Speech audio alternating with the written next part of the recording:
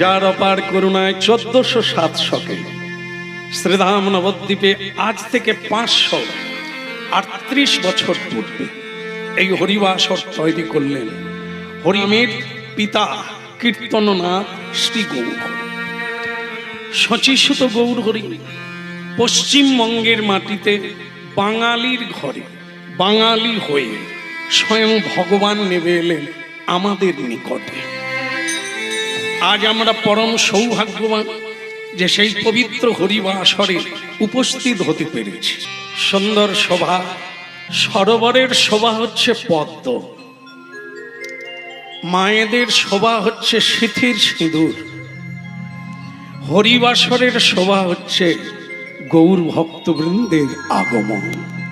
এটি হচ্ছে গৌরাঙ্গ মহাপ্রভুর শোভা, ভারী চমৎকার।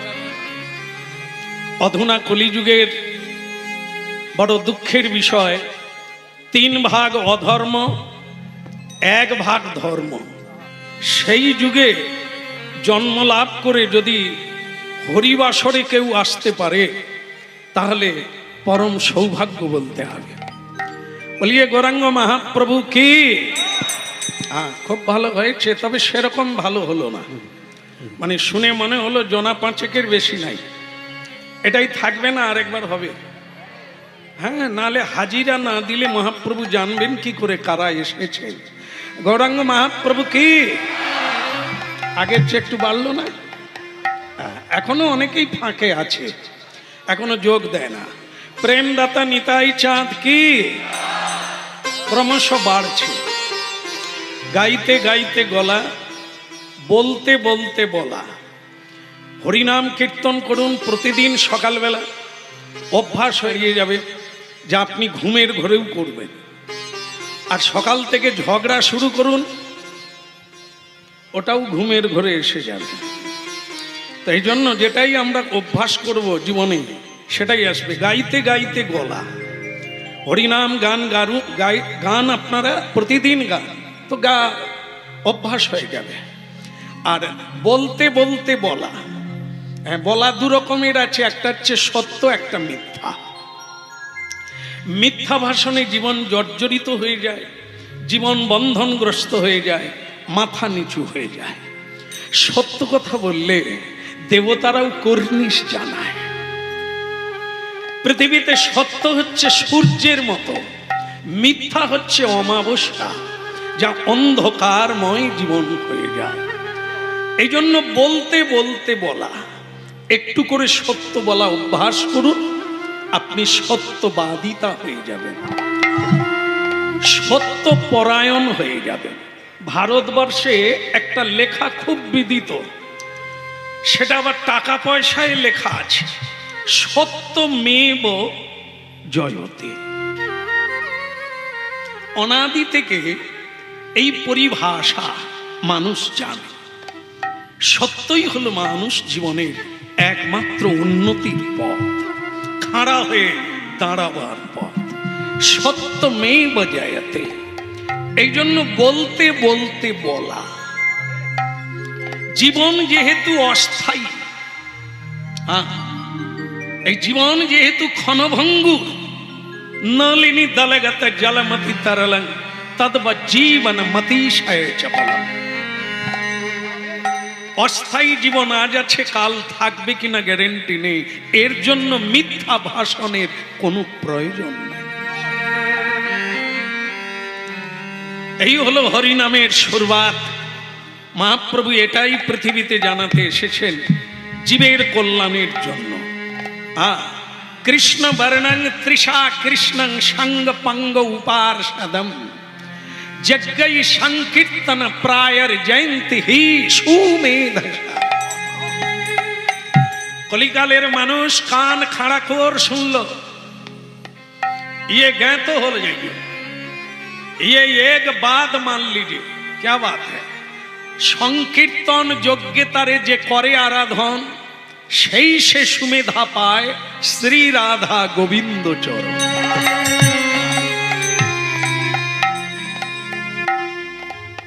মানব জীবনের লক্ষ্য হচ্ছে ভগবত লোকে ফিরে যাওয়া। শ্রী ভগবানকে জানাই হচ্ছে মনুষ্য জীবনের লক্ষ্য পাওয়া। ভারতের সকল মহাপুরুষ এক মত। এই জন্য শ্রী ভগবত তত্ত্ব যে জানা আবশ্যক, ইহা আর সন্দেহ রাখে না। যাহা করিতেছেন করেন, যাহা বলিতেছেন বলেন, কিন্তু ভগবত তত্ত্ব জেনে মরেন, না হলে এ পাক আরো বেড়ে যাবে। হ্যাঁ, পুনরপি জনমন পুরনতি মরণম, পুনরপি জননী জঠরে শয়নম। এই জন্ম মৃত্যুর প্রবাহ, একে খণ্ডন করা যাবে না। হ্যাঁ, অনেকেই বলছেন ভালো তো, এরকম জন্ম পেতেই থাকবো। বলে না না, মানুষ জন্ম দুর্লভ বলা হয়েছে, একবার প্রাপ্ত হয়েছেন, আবার ৮০ লক্ষ বার জীব জন্তুর দলে চলে যাবে। এখন কথা হচ্ছে যেমন কর্ম তেমন ফল। যেরকম কর্ম, যদি তোমার মধ্যে পশুর আচরণ দেখা যায়, তাহলে বিধাতা দেখবে একে মানুষ সমাজে রেখে লাভ নাই, পশুর সমাজে জন্ম দিতে। আপনার মধ্যে যদি স্থাবরত্ব দেখা যায়, স্থাবর, চলতে পারে না, বলতে পারে না, চাইতে পারে না, দিতে পারে না, সেই স্থাবর আপনার মধ্যে যদি সেই বুদ্ধি দেখা যায়, তাহলে আপনি জঙ্গম আবরের মধ্যে জন্ম নেবেন, বৃক্ষলতা কৃমিকীটের জন্ম প্রাপ্ত হয়ে যাবেন নির্বোধিতার জন্য। একটা ছাগলকে মানে কি বলবো, যে কেটে ঝুলিয়ে দিয়েছে মানুষের জন্য, মানুষ খাবে, লাইন দিয়েছে। তা একটা ছাগলকে কেটে ঝুলিয়ে দিয়েছে, দুটো ছাগল বাঁধা আছে, তাদেরকে আবার সবুজ ঘাস দেওয়া হয়েছে, তো তারা আনন্দে খাচ্ছে। ব্যাপারটা কি? ওরা কি জানে যে ওদেরও এরকম ঝুলতে হবে আর খেয়ে লাভ কি? না, নির্বোধ। ছাগল হচ্ছে নির্বোধ, বোধহীন জীবন। এই জন্য জানে না যে তার পরিণতি কি, এখানে কেন বাঁধা হয়ে আছে, তাই খাচ্ছে। মানুষ তো তা নয়, মানুষ বোধ সত্য, বোধ সম্পন্ন ব্যক্তি। মানুষ ছাগল নয়, পশু নয়, মানুষ সত্য। তাই মানুষ জানে আমি বলি প্রদত্ত বস্তু নয়, আমি হচ্ছে ভগবত প্রদত্ত বস্তু। ভগবান আমাকে পাঠিয়েছে পৃথিবীর কল্যাণের জন্য, কর্মের জন্য, ধর্মের জন্য। কর্মে মহান, ধর্মে মহান, হচ্ছে মনুষ্য জীবনের লক্ষ্য পথ, মনুষ্য জীবনের কর্তব্য। এগুলো পুরাণাদিতে লেখা আছে, বেদ বেদান্তে লেখা আছে, ভাগবত গীতায় লেখা আছে, পৃথিবীর যতদিন সৃষ্টি হয়েছে এগুলোও আছে। মানো ছাই না মানো, জয়ী ছাত্রমা। জেলখানা খোলা হয়ে আছে, তৈরি হয়ে আছে, সবার জন্য নয়। যারা আইন ভঙ্গ করবে এটা তাদের জন্য, যারা ধর্ম মানবে না এটা তাদের জন্য, যারা অত্যাচারী হবে, ব্যভিচারী হবে, তাদের জন্য ওই জায়গা তৈরি, সবার জন্য নয়। এই জন্য আইন, ভারতীয় সংবিধান সবার জন্য আছে। যে মানে সে কোনোদিন ওই জায়গায় যায় না, যে মানে না তাকে যেতে হয়। এই হলো ভগবত তত্ত্বের সংবিধান। মনুষ্য জীবনে ভগবানকে পাওয়া, ভগবানের সেবা করাই হচ্ছে লক্ষ্য। বাকিটা আপনি যা করবেন সেভাবেই আপনি ফল পাবেন। দশে পাঁচে মিলি নিজ দাঁড়েতে বসিয়া, প্রতিদিন কীর্তন করহ নিজ হাতে তালি দিয়া। ভগবান পাঠিয়েছেন, ভগবানের নাম করো, তিনি এখনো রেখেছেন, তার নাম করা তোমার কর্তব্য। সংকীর্তন যজ্ঞে তারে যে করে আরাধন। প্রতিটি গৃহস্বামী, প্রতিটি মানুষকে এই যজ্ঞে যোগদান করতে হবে। এটি না হলে কোনো উপায় নেই। হরের নামই বকিয়ে বলো, এটা হচ্ছে কলি যুগের ধর্ম, কলিযুগের মানুষের ধর্ম। কেন? কলিকালের মানুষের আয়ুকাল দেওয়া হয়েছে 100 বছর, কিন্তু বাঁচবে না, এত দূর সবাই পৌঁছতে পারে না। তার মানে আরো কম। কার কত সেটা বিধাতা জানে, আমরা বলতে পারবো না। তবে তাড়াতাড়ি যেতে হবে। মশার মতো জীবন। আজকে জন্ম হলো, একদিন পরে আবার মৃত্যু ঘন্টা বেজে গেল। এর মাঝখানে এমন কিছু কাজ করে যেতে হবে যেন মানুষ জন্মটা আবার পেতে পারে। বেহুশ হয়েছ তো মরেছ, হ্যাঁ বেহুশ হয়েছ তো মরেছ। বেহুশ হলেই তুমি অধর্মের পথে চলে যাবে, বিপথে চলে যাবে।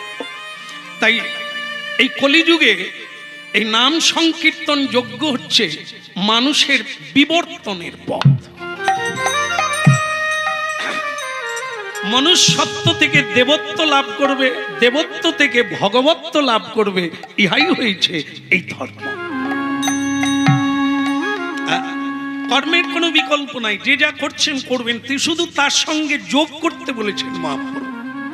কলিকালে কোনো সন্ন্যাস নাই যে সন্ন্যাস নিতে হবে, গেরুয়া পরতে হবে, বৃন্দাবনে চলে যেতে হবে, না, বৃন্দাবন বানাতে হবে। যে যেখানে আমরা জন্ম নিয়েছি জায়গাটা, যেমন আপনাদের বললেই জানা যাবে যে হরিণ কোন জায়গায় হয় না, জানা আছে? বলুন তো। ভাগাড়ে হরিনাম ভাগাড়ে হয় না, তাই না? বলে গৌরাঙ্গ মহাপ্রভু কি সকলেই কি একমত? হরিনাম ভাগাড়েই হয় না, তাই না? বাকি সব জায়গায় হয়। যার বাড়িতে হরিনাম হয় না সেটা কি? আমি কিন্তু বলি না, আপনারা নিজেদের ফাঁদে নিজেরাই পড়ে গেছেন। আপনারাই বলছেন ভাগাড়ে হরিনাম হয় না। তাহলে খুঁজলে দেখা যাবে অনেক বাড়িতে, বেশিরভাগ বাড়িতেই ভগবত চর্চা নাই, ভগবত অনুশীলন নাই। হ্যাঁ, তাহলে ওটা কোন জায়গা হবে? ওটাও সেই জায়গা হবে। কিন্তু কেন হবে? এ তো গরু মরার পরে ফেলে দেয় যে জায়গা, সেই জায়গার নাম হচ্ছে ভাগা, যেখানে শকুন আসে, চিল আসে, হ্যাঁ শৃগাল কুকুর এসে মৃতদেহটা টানাটানি করে ছিঁড়ে খায়। সেই জায়গাটার নাম হচ্ছে ভাগাড়। মিলালে মিলে যাবে। আমাদের সংসারকে আমরা ভাগাড় বানিয়েছি। হ্যাঁ, এই দেহ নিয়ে টানাটানি, ছিঁড়া ছিঁড়ি টানাটানি, এই রূপ যৌবনের জন্য আমরা অজ্ঞান প্রকাশ করে পশুর মতো জীবন যাপন করছি, দেহ ছিঁড়ে খাচ্ছি। এও তো ভাগাড় বলা যায়। যেখানে ভগবানের জন্য ফুল তোলা হয় না, মালা গাঁথা হয় না, যে বাড়িতে ভোর 4টায় মঙ্গল আরতি হয় না, তার বাড়ির মঙ্গল কে এনে দেবে? মানুষকে মরতে হবে, কিন্তু মরার আগে মরে গেলে তার লাভ কি হবে? নাই নাই, যাই যাই, কিছুই হলো না, আরে কোথায় পাবো কি? এই ভোর 4টা থেকে শুরু হলো। যে ধরনের মানুষ হন না কেন, ভোর 4টায় ভগবানের কীর্তন শুরু হবে, তবে বাড়িটা বৃন্দাবনে পরিণত হবে। যে বাড়িতে সকালবেলা প্রণাম করে মানুষ বেরিয়ে যায়, ফিরে এসে প্রণাম করে, ও তো বৃন্দাবন ধাম, ও তো নবদ্বীপ ধাম, বৈকুণ্ঠ ধাম।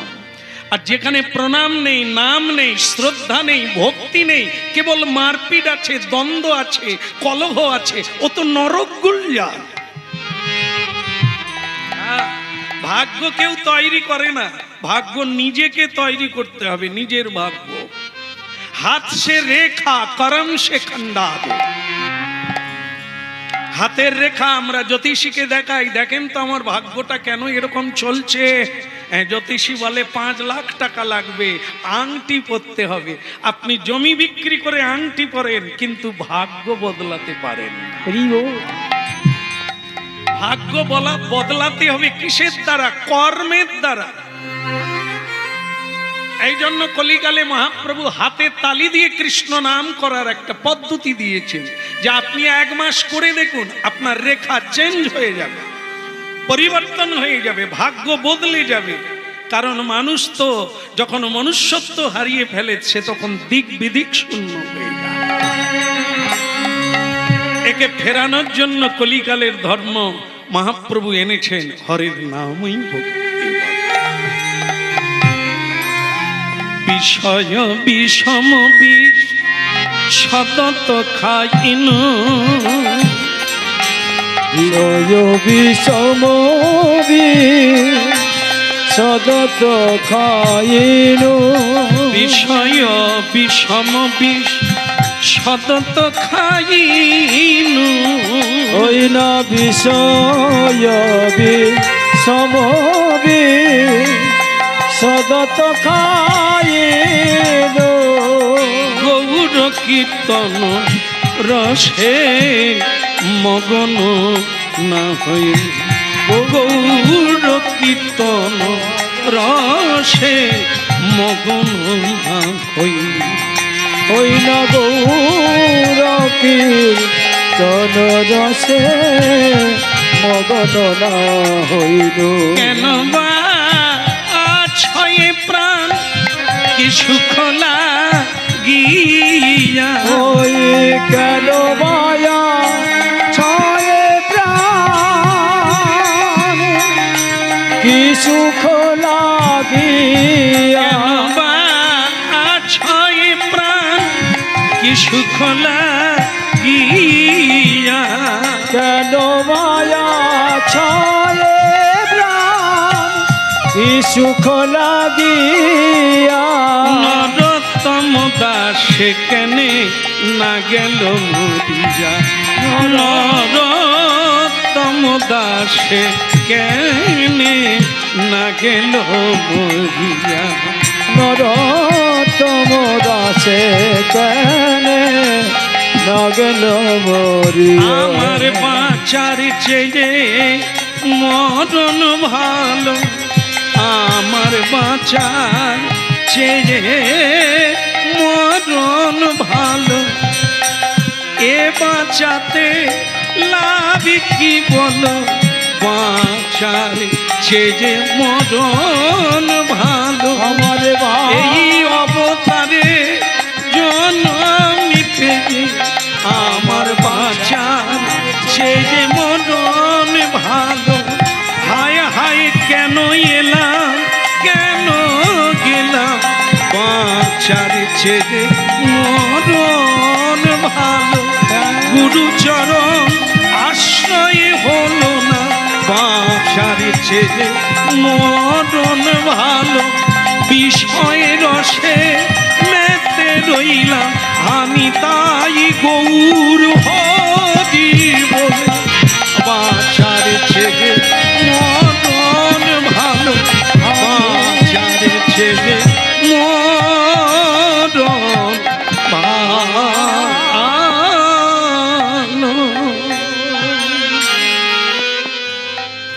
আজ আমরা একটি যজ্ঞের কথা শুনব। সেই যজ্ঞের নাম হচ্ছে, স্বয়ং ভগবান সেইখানে ছিলেন, যজ্ঞ করেছিলেন, তার নাম হচ্ছে প্রভাস যজ্ঞ। সেই যজ্ঞে আমরা সবাই মিলে উপস্থিত হব। সেই যজ্ঞ কেন, এই যে হরিনাম সংকীর্তন যজ্ঞে, যজ্ঞটা কেন করা হয়? যেমন আজকে আমরা মহৎ ভক্ত যার বাড়িতে আমরা আজকে এসেছি, তিনি এত ব্যয়বহুল একটি যজ্ঞ করছেন কেন? এই যজ্ঞে কি কি লাভ করা যায়? এই যজ্ঞে প্রথম লাভ হচ্ছে, এখানে সাধুগুরু বৈষ্ণব যারা হরিভজন করে তারা এখানে উপনীত হয়েছে, এটা একটা পরম সৌভাগ্য। এটা সব ভাগ্যে মেলে না, অনেকও ভাগ্যের ফলে বৈষ্ণব আসিয়া মেলে, এমনি এমনি না। পার্টি দেওয়া যায়, বিবাহ বার্ষিকী করা যায়, বিবাহে অনেক লোকজনকে আমন্ত্রণ করা হয়, তারা অনেক রকমের সাজ সেজে, যা নয় তাই সেজে আসে, এদেরকে আমন্ত্রণ করলে পাওয়া যায়। কিন্তু পৃথিবীতে সাধুগুরু বৈষ্ণবকে আমন্ত্রণ করে পাওয়া যায় না, এত ফেলনা নয় যে ডাকলেই চলে আসবে। আপনার ভেতরে একটা ভাগ্য, সুকৃতি, ভালো কাজের ফল যত বাড়তে থাকবে তাকে ভাগ্য বলে, দৈব শক্তি বলে, এই দৈব ইচ্ছার বলে। সাধু সন্তরা কারো বাড়িতে আসে, ওটা প্রমাণ করে দেখবেন আপনারা, অনেককে ডাকলে পাওয়া যায়, সাধুদেরকে পাওয়া যায় না। কারণ কি, এনারা আপনার কাছে কোনো আশা করেন না, এই জন্য তাদের কোনো দরকার নেই, তাই আসে না। কখন আসে? যেচে আসে, যাচক হয়। কখন? যখন ভগবান হইতে প্রেরিত হয়, যখন ভগবান বলেন তোমরা যাও হরিনাম প্রচার করো, জীবের চৈতন্য দাও, তখন সাধুরা অযাচিত ভাবে আমাদের বাড়িতে এসে হরিনাম শোনায়। হরি বল। এই দেখেন, এই অনেক অনুষ্ঠানে আপনারা যোগদান করেছেন, কিন্তু বহুদিন পরে এই অনুষ্ঠানে যোগদান করলেন যেখানে হাত তুলে হরিবোল বলা যায়। হ্যাঁ, বিয়ে বাড়িতে এটা হয়? বিয়ে বাড়িতে হাত তুলে হরিবোল বলা হয় না? হয় না, এত সৌভাগ্য হয় না। এই জায়গাতেই কেবল হাত তুলে হরিবোল, যে জীবনে বলে না সেও বলে। আবার একটা জিনিস আছে, এখানে প্রণাম করে বসতে হবে। যে যেখানে বলেন প্রণাম করে বসতে হবে। শ্রদ্ধালু শ্রদ্ধাবান লভতে জ্ঞান। হ্যাঁ, আমরা জ্ঞানী সকলেই, কাউকে বোকা বলা যাবে না, মূর্খ বলা যাবে না, কিন্তু এ জ্ঞান ওই জ্ঞানের সঙ্গে মিলানো যাবে না। দিব্য জ্ঞান, যে জ্ঞানের দ্বারা নিজেকে জানা যায় আর সকল দুঃখ দূরীভূত হয়ে যায়, তার নাম হচ্ছে দিব্য জ্ঞান। হৃদে প্রকাশিত, প্রকাশ হয়। কখন হয়? যার ভেতরে শ্রদ্ধা জাগে, কাউকে অপমান করে না, সম্মান করে, শ্রদ্ধা করে। হ্যাঁ, সাধু সন্তদের শ্রদ্ধা করে, তাদের আশীর্বাদে ও হৃদয়ে দিব্য জ্ঞানের সঞ্চার করে। সেই ব্যক্তি তখন বুঝতে পারে এ জীবন নশ্বরতার জীবন, আজ আছে কাল নাই। যিনি পাঠিয়েছেন তিনি টেনে নেবেন, তার নাম গাওয়া, তার সেবা করাই মনুষ্য জীবনে। তাই ভক্তমণ্ডলী মায়েরা, এই যোগ্য প্রতি বাড়িতে হতে হবে, তবে আপনি যোগ্য ব্যক্তি হয়ে উঠবেন। না হলে জমলোকে আপনি বারবার যাতায়াত করবেন, বিচার হবে, পশুর জন্ম দেবে। আর যদি হরিভজন করেন, এটাই আপনার লাস্ট, শেষ জন্ম। পুনর্জন্ম না বিদ্যতে। যারা যারা কৃষ্ণ কথা শোনে, তত্ত্ব তো বুঝতে পারে, তাদের এই জন্মটাই শেষ জন্ম, আর জন্ম নিতে হবে না, অমরত্ব হয়ে থাকে। লোক আছে 14টা, উপরে 7টা, আর আমাদের এটা নিয়ে নিচে 7টা। সপ্ত পাতাল, সপ্ত স্বর্গ, এই 14 ভুবন। এটাকে কি বলা হয়? এটাকে পৃথিবী বলা হয়, গ্রহলোক। একটা পৃথিবী গ্রহ 14টা। এই 14টা গ্রহের মধ্যে আপনি কোথায় জন্ম পাবেন সেটা আপনার কর্ম অনুসারে। তবে এটাও জেনে রাখবেন, সবচাইতে শ্রেষ্ঠ জায়গায় হলো এই পৃথিবী, যেখানে মানুষ ধর্মে মহান হতে পারে, কর্মে মহান হতে পারে। পুণ্যভূমি ভারতবর্ষ জন্ম হইল যার, আপনি সার্থক করি করো পরোপকার। এই জন্য লক্ষ্য রাখবেন আপনারা, চোখ কান তো খোলা, এখন তো নিউজ মিডিয়া, যার মাধ্যম দিয়ে মানুষ পৃথিবীর খবর পায়। আপনারা জেনে রাখবেন, সবচাইতে শান্তিপ্রদ দেশ হচ্ছে ভারতবর্ষ। শ্রীমদ্ ভাগবত পড়ুন, ভারতের নাম হলো ভারতবর্ষ। কেন? ভরত মুনির নামে একজন মানব এমন সাধনা করলে তার নামে ভারতবর্ষ নাম হলো। সেই পুণ্যভূমি যেখানে বারবার ভগবান এসেছেন, বিভিন্ন মহাপুরুষ এসেছেন, পদধূলি দিয়েছেন এই জায়গায়। এই জন্য এই দেশে সকল বিদেশি যদি শান্তি পেতে হয়, তাকে এখানে আসতে হবে, প্রণাম করতে হবে, ভজন করতে হবে। শান্তি, অনাবিল শান্তি পাওয়া যায় এই সেই মা। তাই ভক্তমণ্ডলী মায়েরা, এসব আপনারা অবগত আছেন, আরো হতে থাকুন, জানতে থাকুন, আর করতে থাকুন, আর নিজের জীবনকে সাফল্য করতে থাকুন। রাধা কৃষ্ণ প্রাণম যুগল কিশোর, রাধা কৃষ্ণ প্রাণম যুগল কিশোর। বলো রাধা কৃষ্ণ প্রাণম যুগল কিশোর। জীবনে মরণে গতি নাহি মোর, জীবনে মরণে গতি নাহি মোর, জীবনে মরণে গতি জীবনে মরণে আর গতি নাহি মোর। রাধা কৃষ্ণ প্রাণম প্রাণ মোর যুগ, একদম সত্য কথা, মানো না মানো। শ্যামসুন্দর প্রভু হরিনাম টাম ছেড়ে একটু ভালো মন্দ খান। এই নিরাম খেতে খেতে আপনার তো মানে কি বলবো আন্তরিক রোগ হয়ে যাবে। অনেক ভালো ভালো লোক আছে যা আমাকে উপদেশ দেয় যে শ্যামসুন্দর প্রভু কীর্তন অনেক গাইলে এই নিরাম খেতে খেতে আন্তরিক রোগে মরে যাবে, ভালো মন্দ খান, দুটো দিন বাঁচবে।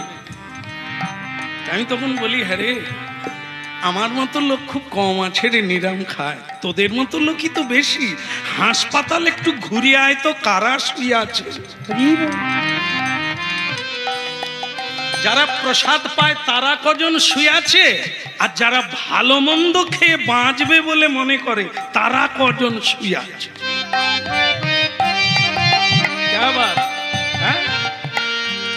এখন বড় বড় ডাক্তার তারা বলছেন যদি আয়ুকাল দুদিন বাড়াতে চান তাহলে আপনি শাক সবজি খান, আর ওইগুলো খাবেন না। কেমন আর পাকস্থলী টানতে পাচ্ছেন, কেমন ও আর মারাই হবে না। এবার ওই মেশিনে আপনি একটু আখের রস খান, প্রেম রস খান, জীবন। রাধা কৃষ্ণ প্রাণ যুগ ও রাধা কৃষ্ণ প্রাণ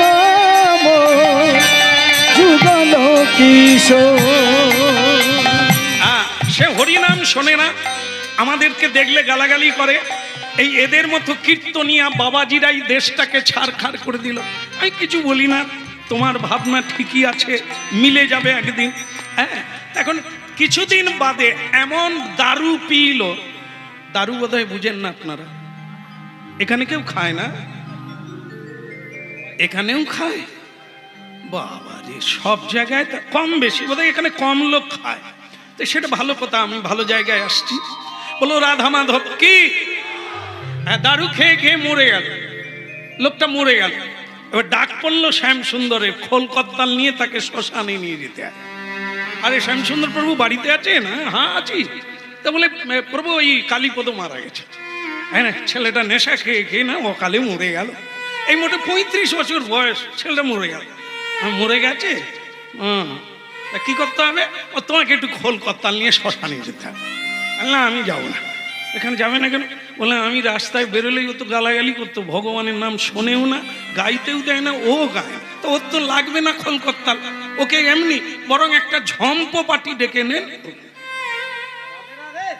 কারণ ও কালী পুজোয় খুব নাচতো, ও হরিনামটা পছন্দ করে না।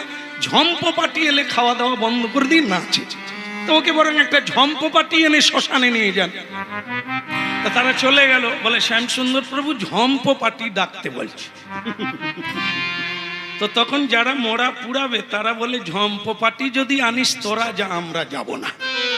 খোল জপের মালার দরকার, তার জন্যই প্রতিদিন নিয়মে জপ করতে হবে, প্রসাদ পেতে হবে, আর শ্রীকৃষ্ণ কীর্তন শুনতে হবে আর বলতে হবে, বাস এই হলো ভজন কলিকাল। যেদিন প্রকৃতই সত্য এটা তত্ত্বত কি বিদ্যা বিনয় সম্পন্নে ব্রাহ্মণে গবি হস্তি। এই পৃথিবীর চারিদিকে সব জায়গায় সব কিছু ভগবান ছাড়া কিছু নাই। মানুষের ভিতরে ভগবান, হাতির ভিতরে ভগবান, ব্রাহ্মণের ভিতরে ভগবান, গাভীর ভিতরে ভগবান, পিপিলিকার ভিতরে ভগবান, গাছের ভিতরে ভগবান, আকাশে ভগবান, বাতাসে ভগবান। মানুষ তখনই দেখবে যখন এই তত্ত্ব জানবে। আজ রাধারানী সেই দশায়, যাকেই দেখে তাকেই কৃষ্ণ বলে জড়িয়ে ধরতে চায়। যত্র যত্র নেত্র স্ফুরে তত্র বৃন্দাবন। এই জন্য সকল মহাপুরুষ সবাইকে ভালোবাসতে বলেছে, হিংসা ভুলে যেতে। হ্যাঁ, জীব হিংসা করো না। একবার মহাত্মা গান্ধী আমাদের ভারতের জনক, দেশের জনক, একজন মানুষ, আজ তিনি পূজা পাচ্ছেন, হ্যাঁ, তার গুণগান কীর্তন করা হয়, তার উপদেশ মানুষ আজও মানার চেষ্টা করছে। সেই মহাত্মা গান্ধী একবার লোকাল ট্রেনে চড়ে একটা কোনো মিটিংয়ে যাচ্ছেন, কোনো সভাতে যাচ্ছেন, শরীরটা খারাপ, তিনি লোকাল ট্রেনের সিটের উপরে শুয়ে পড়েছে, আর অনেক লোক উঠছে তার সেই মিটিংয়ে যাওয়ার জন্য। এখন একটা ছেলে উঠে গিয়ে বলছে, এই যে বুড়ো শুয়ে পড়েছ, ফাঁক পেয়ে শুয়ে পড়েছ, মানুষ বসতে জায়গা পায় না, দাঁড়াতে জায়গা পায় না, তিনি শুয়ে পড়েছে। মহাত্মা গান্ধী অনেক কষ্ট করে তার লোকজনকে বলল, বাবা আমাকে একটু তুলে দে তো, এই বেচারা বসতে পায় না। বস বস বস বস। তুমি কোথা যাবে বাবা? মহাত্মা গান্ধীকে দেখতে। জানো মহাত্মা গান্ধীকে দেখেছো জীবনে? হ্যাঁ, মহাত্মা গান্ধীকে দেখতে যায়, কত লোক যাচ্ছে জানো, কোনো বগিতে জায়গা নেই, তুমি শুয়ে আছো, বুড়ার পো কোথাকা। মহাত্মা গান্ধী বলছে, বাপ তুমি জীবনে কোনোদিন মহাত্মা গান্ধীকে দেখেছো? না, ওই জন্যই তো যাচ্ছি, ওই জন্যই তো যাচ্ছি তাকে দেখবো বলে। কত মানুষ যাচ্ছে জানে। আচ্ছা ঠিক আছে, তুমি বসো বাবা, বসো বস। বসে সে যে বেটা মহাত্মা গান্ধীর পাশে বসেছে সে জানে, তাকে বলে বুড়ো। এইবার গেল, এবার যখন ট্রেন থামলো, যেখানে নামবার কথা, মালায় মালায় ভরে গেছে, মানুষ উলুধ্বনি করছে, শঙ্খধ্বনি করছে, মহাত্মা গান্ধী আসছে, মানুষ ছুটাছুটি করছে। সে চ্যাগনাটি মনে করে কোথা তিনি, দেখে অন্য কেউ না, সেই বুড়োর গলায় মালা দিচ্ছে, সবাই তাকেই প্রণাম করছে, জড়িয়ে ধরছে। এরে বাবা, আরে আমি কার পাশে বসেছিলাম? সর্বনাশ, কাকে বুড়ো বুড়ো বলেছি আমি? ইনি তো মহাত্মা গান্ধী। এই সকলেই যখন তাকে মহাত্মা মহাত্মা বলে চিৎকার করছেন, লোকের চোখে জল তাকে দেখার জন্য। বাপুজি, হ্যাঁ বাপুজি हमको कृपा कीजिए, बापूजी हमको कृपा कीजिए। অহিংসার আন্দোলনে সারা পৃথিবীকে কাঁপিয়ে দিল। হিংসা করলেই তোমার উপর লোকে হিংসা করবে, ভুলে যাও, জীব হিংসা ভুলে যাও। সবচাইতে খতরনাক জিনিস হলো এই হিংসা। সেই ছেলেটি এসে পায়ে পড়লো, মহাত্মা গান্ধীর আমাকে ক্ষমা করে দেন, আপনাকে চিনতে পারিনি, আপনাকে বুঝতে পারিনি। তোর কি দোষ রে, বুড়ো হয়ে গেছি না, আমার কোনো লেভেল নেই, জামা কাপড় নাই, তুই আমাকে চিনবি কি করে? হ্যাঁ, তার বাস বাস বাস, তোর এই মহাত্মা গান্ধীকে দেখার স্বাদ কেন রে? কাজ কর, একদিন তো ছাই পাঁশ খেজে দেহটা সেই তো শ্মশানে যাবে রে, তার আগে কিছু করে যা, কিছু দিয়ে যা। এ দেহটা সাধারণ নয় রে, একে দিয়ে অনেক কিছু করা যায়। মরে যাওয়ার আগে, পচে যাওয়ার আগে কিছু দিয়ে যা, কিছু করে যা, দাগ রেখে যা। খেয়ে পরে জীবন কাটাস না, এ জীবন অতি মূল্যবান, অতি দুর্লভ, দেব দুর্লভ, দেবতার চেয়ে দামি এই মানুষ দেহ, একে অকারণ কাটিয়ে দিস না, হারিয়ে দিস না।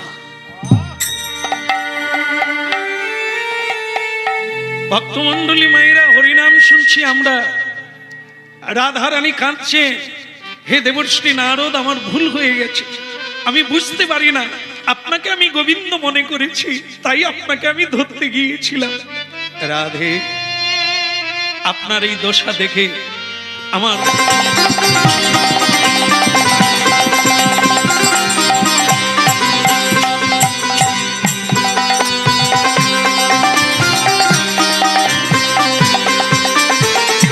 কালিন্দি রকুলে কেলি কদম্বের বন। ওই না কালিঙ্গির কুলে কেলি কদম্বে নিব। একবার পৃথিবীটা ঘুরে আসে। ভগবান শ্রীকৃষ্ণ গোলক বৃন্দাবন ত্যাগ করে বৃন্দাবনে এসেছেন মর্তধামে ভারতবর্ষে। পৃথিবীর মধ্যে জম্বুদ্বীপ শ্রেষ্ঠ, জম্বুদ্বীপের মধ্যে ভারতবর্ষ শ্রেষ্ঠ, ভারতবর্ষের মধ্যে বৃন্দাবন শ্রেষ্ঠ। ভগবানের চিন্ময় লীলাভূমি সেই ধাম, সেইখানে ভগবান লীলা করছে। একবার দর্শন করে আসি, প্রণাম দিয়ে আসি ভগবানের চরণে। তা কি করলেন তিনি? ললিতা বিশাখায়াদি যত সখী বৃন্দ। ওই ললিতা বিশাখায়াদি যত সখী বৃন্দ।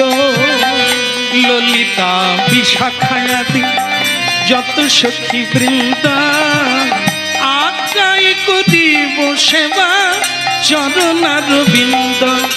ললিতা বিশাখায়াদি যত সখী বৃন্দ আগাতে করিব সেবা চরণার বিন্দ। আজ্ঞাতে করিব সেবা চরণার বিন্দ। ওই আগাতে করিব সেবা চরণার বিন্দ। রাধা কৃষ্ণ প্রাণমন যুগল কিশোর। ওই না রাধা কৃষ্ণ প্রাণব যুগল কিশোর। এখানে আসা পর্যন্ত আমার খুবই ভালো লেগেছে। একটা জিনিস খুব খারাপ লেগেছে, বলবো না, ছেড়ে দেবো। হ্যাঁ, আমি তো আর থাকবো না, ছেড়ে দিয়ে চলে যাই। হ্যাঁ, এরকমই চালাক হওয়া ভালো। থাকবো না যখন বলে দিয়ে পারি। না না, হ্যাঁ বলে দেবো, বলে দেবো, বলে দেবো। হ্যাঁ, মুখ ফসকে বেরিয়ে গেছে যখন বাকিটা রাখি কেন, ঝেড়ে দিই। ভালো লেগেছে, আকাশ বাতাস পরিবেশ মানুষ সবাই ভালো লেগেছে। কিন্তু এই জিনিসটা দেখে আমার ভালো লাগলো না। সেটা হলো, আমাকে সবাই দেখলে প্রণাম করে, শ্রদ্ধা করে, সম্মান করে, হরিনাম করে, লোকে মুক্ত হয়ে শোনে। কিন্তু এই বৃন্দাবনে এসে দেখলাম দুটো পাখি প্রণাম তো করলই না, হ্যাঁ গান তো গাইলই না, বরং আমাকে দেখে চোখ বন্ধ করে দিল। এই ব্যবহারটা জায়গা বিশেষে, অন্য জায়গায় হয় আলাদা, এই জায়গায় আমি ঠিক এটা মেনে নিতে পারছি না। মাস্টার মশাইয়ের ছেলে মাস্টার না হোক, অন্তত শিক্ষা থাকবে। কিন্তু সে যদি মাতাল হয় তাহলে একটা বিপরীত হয়ে যায় না? ঠিক বৃন্দাবনে যেখানে কোটি কোটি মানুষ ভজন করতে আসে, শ্রীকৃষ্ণের লীলাভূমি, হ্যাঁ, সেই জায়গায় এরকম কেউ সাধুকে অবজ্ঞা করে, সেটা তো ভালো না। হ্যাঁ, সাবধান।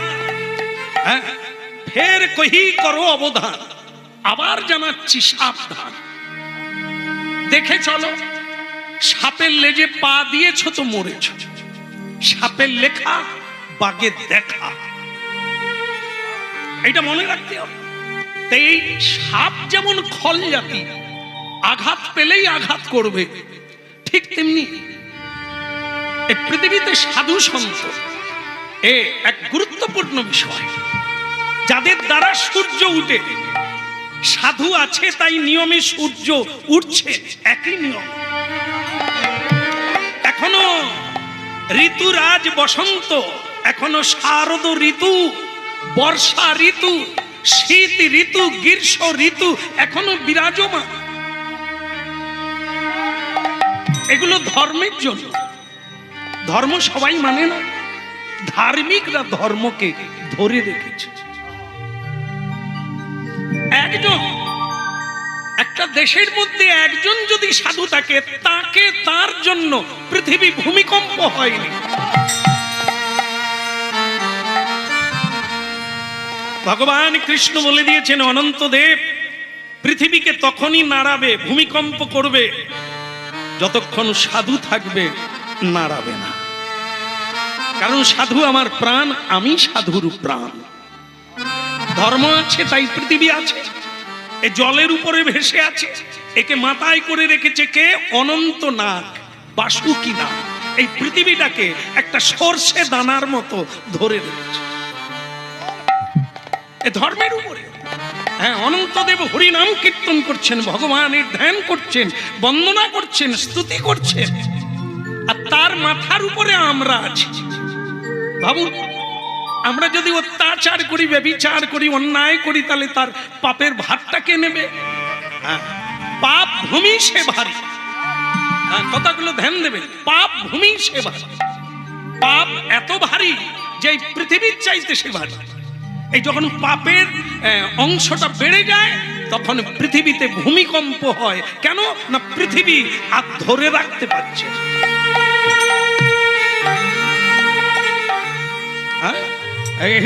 এই জন্য ভক্তমন্ডলী মায়েরা নানা রকম ঝঞ্ঝাবাত পৃথিবীতে আসে। কি দিলাম? এক ফোঁটা চোখের জলও দিতে পারিনি কৃষ্ণ বলে।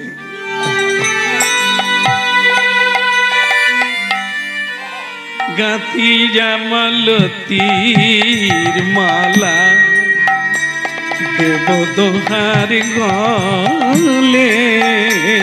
ওই গাছি আমার লতির মালা দেব দোহার গলে। গাঁথি জামালতির মালা দেব দোহার গলে।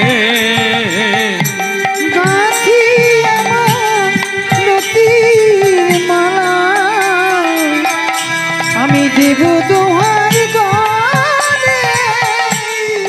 অধরে তুলিয়া দেব কর্পূর তাম্বু। ওই নয় ধরে তুলিয়া দেব কর্পূর ফুলে। গাঁথি জামালতির মালা দেব দোহার গলে। গাছি আমার লতির মালা দেব দোহার গলে। জানেন দেবর্ষি নারদ, আপনাকেই বলি, ইচ্ছে করে মালা গেঁথে গোবিন্দের গলায় দিই, পারিনি। আমরা তো পাখি না, পক্ষী কুলে জন্ম নিয়েছি, মানুষের মতো হাত নাই, তাই ফুল তুলে মালা গাঁথতে পারি না, গোবিন্দ সেবা করতে পারি না। কি দুর্ভাগ্য আমাদের। তবু অন্তত নয়ন দিয়ে তো দেখি, আর আমাদের ভাষা দিয়ে গান গাই। রাধা কৃষ্ণ প্রাণ যুগল কিশোর। ওই রাধা কৃষ্ণ রাধব যুগল কিশোর।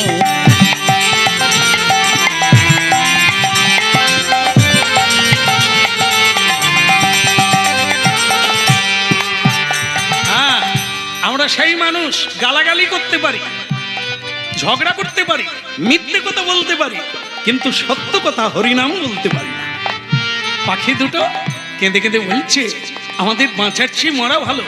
নারদ বলে, হায় রে, মানুষ হরিনাম করে না, অকৃতজ্ঞ। পাখি দুটো মরতে চায় কৃষ্ণকে না দেখে। বাবা, আমি তো ভুল করে ফেলেছি। হ্যাঁ, এদের মতো ভাব যদি আমি পেতাম, তাহলে রাধা গোবিন্দের সেবা আরো দৃঢ়ভাবে করতে পারতাম। কৃষ্ণ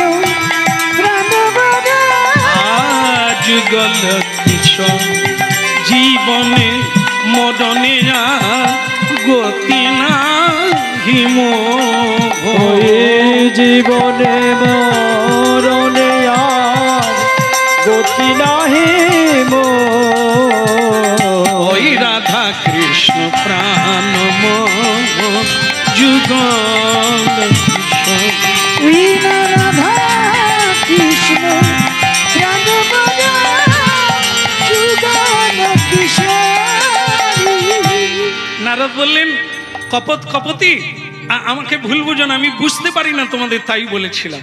ধন্য, এই জীবন তোমাদের ধন্য। মানুষ জন্ম হয়ে কি হবে? পাখি হয়ে যদি রাধা গোবিন্দের ভজন করো, এই তো জীবন ধন্য। আমার প্রণাম রইল। এই জন্য বৃন্দাবনে একটা পাখি, কীট পতঙ্গ পরম বৈষ্ণব, অবজ্ঞা করতে নেই, প্রণাম করতে হয়। কারণ ওখানে কে কি রূপে, ওরা সব আগের জন্মে ঋষি মুনি দেবতা ছিল, যারা বৃক্ষ হয়ে জন্ম নিয়েছে।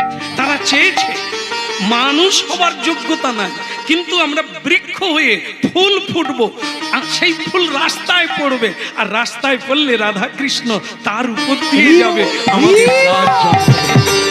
রাধা কৃষ্ণ প্রাণবর যুগল কিশোর। ওই জীবনে মরণে যার, হায়রে জীবনে মরণে যার, গতি নাকি আর, রাধা কৃষ্ণ প্রাণ মোর যুগল কিশোর। ওই রাধা কৃষ্ণ প্রাণবর যুগল কিশোরী। এবার একবার নারদ চিন্তা করলেন, পাখির যদি কৃষ্ণ বিরহে এই হয়, তাহলে বৃন্দাবনে রাধারানী কেমন আছে, একবার তো দেখার লাগে। জয় রাধে শ্রী রাধে। নারদ ঋষি বৃন্দাবনে রাধারানীর কুঞ্জে প্রবেশ করলেন। রাধারানীর তখন 10 দশা। 10 দশা মানে মানুষেরও 10 দশা হয়, মৃত্যুকালকে বলা হয় 10 দশা, মানে শেষ দশা। মানুষের যখন শেষ দশা আসে তাকে 10 দশা বলে। রাধারানীর এই দশা আর বাঁচবে কিনা সন্দেহ। তা রাধারানী যেই শুনলেন জয় রাধে রাধে, সঙ্গে সঙ্গে তার মনে হলো, ওই বুঝি আমার বধূ এলো রে, ওই বুঝি আমার বধূ এলো রে, আর আমায় তোরা রাখিস না ধরে, ওই বুঝি আমার বধূ এলো রে। এবারে যাব আমি বধূর কাছে, ওই বুঝি আমার বধূ এলো, আমি যাব আমার বধূর কাছে, ওই বুঝি আমার বধূ এলো। নারদকে জড়িয়ে ধরতে যাচ্ছেন রাধারানী ভুল করে, কৃষ্ণ মনে করে, রাধে আমি কৃষ্ণ নয়। কেঁদে কেঁদে পাগলিনী, কেঁদে কেঁদে পাগলিনী হয়ে গেল। চোখে দেখতে পায় না, যাকেই দেখে তাকেই কৃষ্ণ মনে করে। ভক্তমণ্ডলী মায়েরা, এই রাধারানীর যে দশাটা মানব জীবনে যেদিন আসবে, সেদিন আপনাকে দেবতাও প্রণাম করবে। আপনি দেবতার দেবতা বেনে যাবেন। তার জন্য থাকে বলে আগে যারা মরে ভূত প্রেত হয়ে আছে, তারা তো গাছে বসে আছে। আমরা যাব, আমাদেরই ঘাড় মটকাবে, ও হবে না। খোল কত্তাল না থাকলে আমরা যাব না। এবার ভাবুন, ঠাকুর মশাই ব্রাহ্মণ বলে দিলেন খোল কত্তাল ছাড়া দেহ সৎকার হবে না। আবার ডাকতে এলো, আবার গেলাম। আমি তখন জোর গলায় বললাম, তাহলে কেউ যেন আর গালাগালি না করে। হরিনাম শুনবে না, পছন্দ করে না, তার মৃত্যুতেও হরিনাম লাগে। জাগেবারটা আমি এসেছি, শ্রাদ্ধে কিন্তু আমি আসবো না। তো বাস, ব্রাহ্মণ যখন পদ্ম লিখলো, পদ্মের ডগায় একবারে শুরুতেই নাম সংকীর্তনের দল লাগিবে। এইবার গৃহস্বামীকে আবার আসতে হলো, প্রভু যেতে হবে না, তার তো সাধ্য লাগবে না, মা কালীর পূজা করে দাও, হয়ে যাবে, আর কিচ্ছু লাগবে না। না না, ঠাকুর মশাই বলছে কীর্তনের দল না থাকলে সে সাধ্য করতে আসবে না। কারণ কীর্তন দিয়েই এই নাগ নাগিনী যক্ষ রক্ষকে দূরে সরিয়ে রাখা হয়। হরিনাম না হলে কোনো যজ্ঞ সম্পূর্ণ নয়। হরিনাম না হলে মানুষ মুক্তি পায় না, ভক্তি পায়। সারা বৈশাখ মাসটা কালী পুজো হচ্ছে। কালী পুজো পৃথিবীতে যত হয়, হরিনাম তত হয় না, হরি পূজা তত হয় না, ঠিক কিনা? এটা লক্ষ্য রাখবেন। আপনাদের আপনাদের জেলাতেও আবার বেশি হয় কালী পুজো। কালী পুজো করবে, এবার সংকল্প করছে, বলো নম বিষ্ণু নম বিষ্ণু নম বিষ্ণু নম বিষ্ণু নম বিষ্ণু। নম বিষ্ণু। যে সংকল্প করবে সে বলছে ঠাকুর মশাই আমাদের কালী পূজা হচ্ছে, নারায়ণ পূজা নয়। সে ব্রাহ্মণ বলে বিষ্ণু যদি বলবি তো কালী পূজা হবে, না হলে কালী পূজা হবে। হরি বল। বল মাধব মাধব বাচি মঙ্গলম গরুড়ধ্বজ মঙ্গলম হরি বল হরি বল। বলে কালী নাম কখন হবে? এবার ভাব, কেউ ভেবেছে ঘর ডুবানো হবে না, পূজা হবে না বিষ্ণু নাম ছাড়া, হরিনুট করবি, কালী পূজার হরিনুট নিতাই গৌর। হরি বল। আমলি তো কথা রে, কালী বলে হরিনুট দে, নিতাই কেন বলি? হবে, আগেও বলতে হবে, মাঝখানেও বলতে হবে, শেষেও বলতে হবে। যত দেব দেবী পুজো করো, হরি ছাড়া। হরি বল। রাধা কৃষ্ণ প্রণমাত যুগল কিশোর। ওই না রাধা কৃষ্ণ প্রাণম যুগল কিশোর। আই জীবনে মরণে আর গতি নাহি। ওই জীবনে মরণে আর গতি নাহি মোর। রাধা কৃষ্ণ প্রণম যুগল কিশোর। বলো রাধা কৃষ্ণ প্রাণম যুগল কিশোর। কালিন্দির কুলে কেলি কদম বেরোব। কালিন্দির কুলে কালি কদম বেরিব। একটু উঠে না, এটা একটু উঠে না। কি বসে বসে কাজ করছো? আরো উঠা, হ্যাঁ একটু শোনা যাক খানে।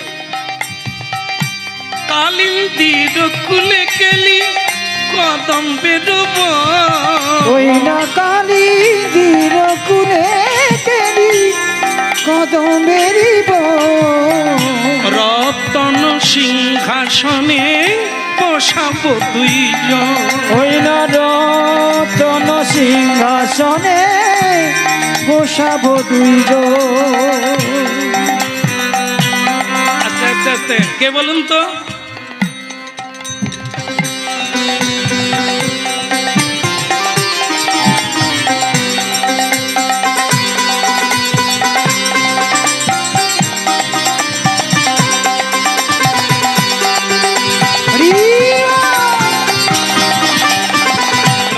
কাপড় জোগাড় রাখবে, ও ফেলে দিলেই মুছে নেবে। দ্বিতীয় দিন সে লোকটা আবার পান খেয়ে দিল, চলে গেল। আর সে সঙ্গে সঙ্গে জলের বালতি আর কাপড় রেডি রাখছে, সে না যেতে যেতেই মুছা চালু করল। সে লোকটা বলে ওই জন্য পরিষ্কার, তার মানে মুছে নিচ্ছে।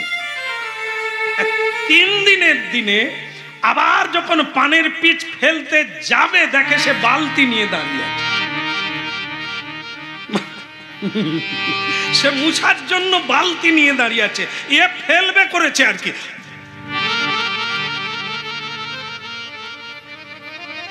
আর সে তখন বলছে দাদা ফেলে দিন, আমি রেডি আছি, ফেলে দিন আমি মুছে দেব। সে তখন যেখানে ডাব্বায় নোংরা ফেলে সেইখানে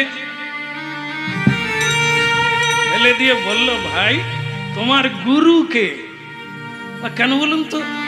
বলে আমি এত নোংরা করে যাচ্ছি, তুমি আমাকে কিছু বলো না, ঝগড়া করো না, আর হিংসে করো না। তোমার গুরুটা কে? বলে মহাত্মা গান্ধী। তাহলে তিনি বলে দিয়েছেন কিছু বলো না, তার যদি ওটা ফেলে দিয়ে সুখ হয় তাকে সুখী হতে দাও, তুমি মুছে দাও। সে তখন এই শিক্ষা পেয়ে সে বলছে, ভাই কোনোদিন আমাকে একবার তার কাছে নিয়ে যাবি, আমি বিরাট ভুল করেছি, আর এরকম আমি জীবনে করব না। তাহলে কি শিক্ষা দিতে গেলে তোমাকে শিক্ষিত হতে হবে, তোমাকে ভদ্র হতে হবে, তবে তো অপরকে তুমি শিক্ষা দেবে। আজ ভগবান শ্রীকৃষ্ণ হয়ে নারদজিকে প্রণাম করছে। কেন? আমি যে বিশ্বের পিতা, জগন্নাথ, জগতের নাথ, আমি যদি না করি, যারা ভাগবত পড়বে, গীতা পড়বে, তারা আমার চরিত্রে কি পাবে, আমার জীবনীতে কি পাবে? তারা যে দৃষ্টান্ত রূপে আমার শিক্ষা গ্রহণ করবে। এই জন্য নিজেকে করতে হবে, বলার চাইতে কাজ বেশি করো, লোকে আপনাতেই শিখবে, প্রচার হবে আর চালু হয়ে যাবে। নিতাই গৌর প্রেমানন্দে। তাই ভক্তমণ্ডলী মায়েরা, প্রকৃত মা হতে হবে। মা কাকে বলে? জন্ম দিলেই মা হয় না, সুশিক্ষায় শিক্ষিত করে একটি ছেলেকে বটবৃক্ষের মতো তৈরি করে ছাড়লে তবেই তো তুমি মা। হ্যাঁ, শুধু রোজগার করলে, ছেলে মেয়েকে পালন করলে হয় না, টাকা জমা দিলে হয় না, তাদের চরিত্র গঠন করিয়ে দিতে হবে। তবে তুমি বাবা, তবে তুমি জনক, তবে তুমি পিতা হতে পারো। এই জন্য কি করলেন? ভগবানের সেবা মানুষ করে, ভক্ত করে, ভগবান সেবা করছে বৈষ্ণব নারদে। আহা বৈষ্ণব ঠাকুর করুণা সাগর, এ দাসে করুণা করি।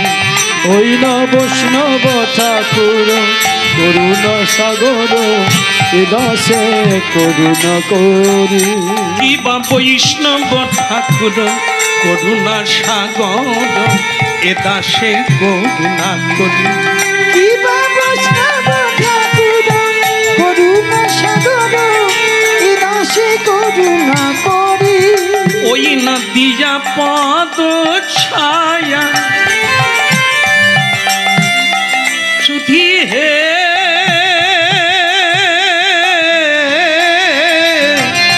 দিয়া পদ ছায়া শোধ হে আমায়, তোমার চরণ ধরি।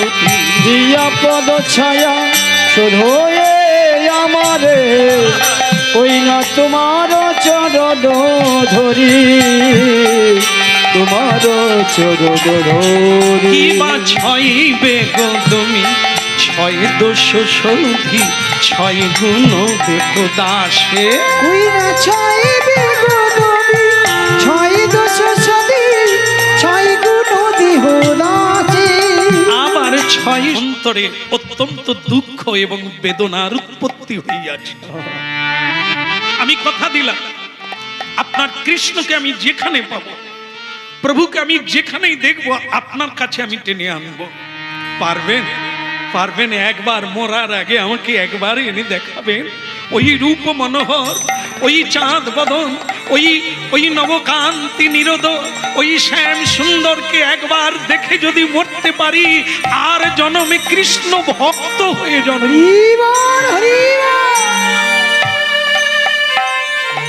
কথা দিলাম, কথা দিলাম, হয় বৃন্দাবনে আনবো, না হয় আপনাদেরকে আমি কৃষ্ণের কাছে নিয়ে যাব, দর্শন করিয়ে দেব। হ্যাঁ, বলো বৃন্দাবন ধাম কি। হ্যাঁ, আপনারা শান্ত হয়ে থাকবেন, হয় আপনাদেরকে আমি নিয়ে যাব, আর না হলে আপনাদের কাছে তাকে নিয়ে আসবো। আপনারা চান তো গোবিন্দ দর্শন করবেন তো? একবার নিতাই উলুধ্বনি।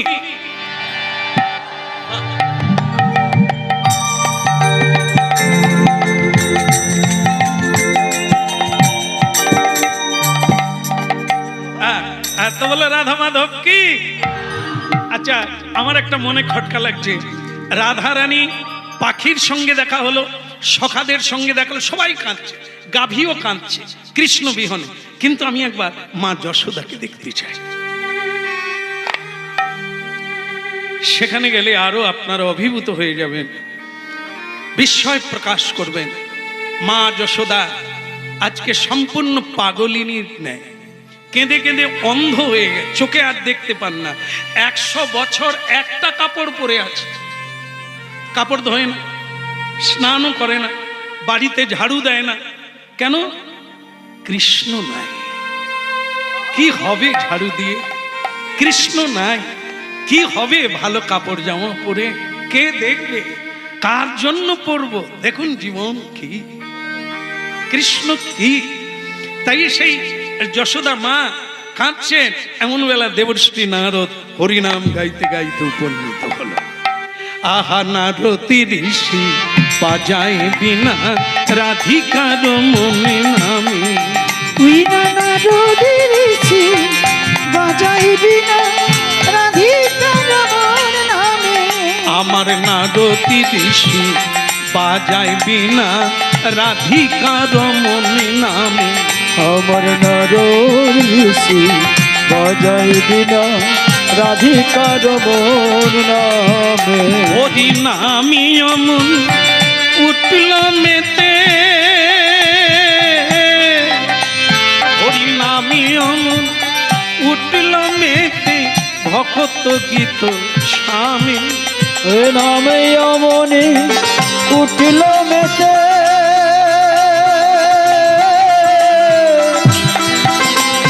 ভক্ত গীত সবে। হরি নামি অমন উঠল মেতে, ভক্ত গীত স্বামী। ওই নামে অমনে উঠল মেতে, ভক্ত গীত স্বামী। আহা নারতি ঋষি বাজায় বিনা রাধিকার মনে নামে।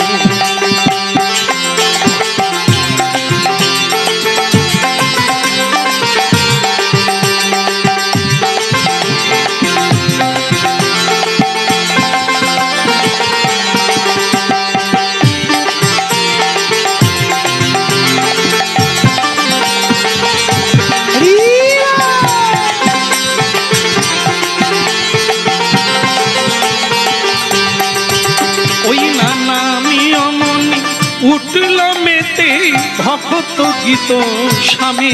ওই নামে অমনে উঠল মেতে, ভক্ত গীত স্বামী। আহা নারতি ঋষি বাজায় বিনা রাধিকার। হরি